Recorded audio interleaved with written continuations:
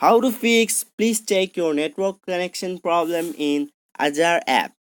Hey guys, welcome back to 1 Million Ideas YouTube channel.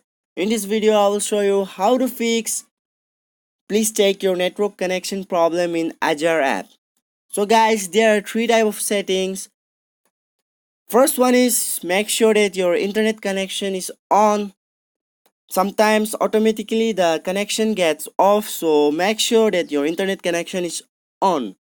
So the second step is you have to go to your settings. And now you have to go to install install apps. Click on install apps and now search for Azar.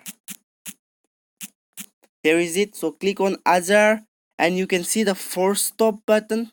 Click on force stop and press OK. And now again you can see storage. Click on storage and now you have to clear all the data. Click on clear all the data and press OK. And now again the third step is go back to your settings. Go back to your settings and you can see about phone. Click on about phone and press on system update, and you have to see whether there is anything available for the update in the device. So please update it and restart your phone and reopen the app. The problem will be solved. Thanks for watching.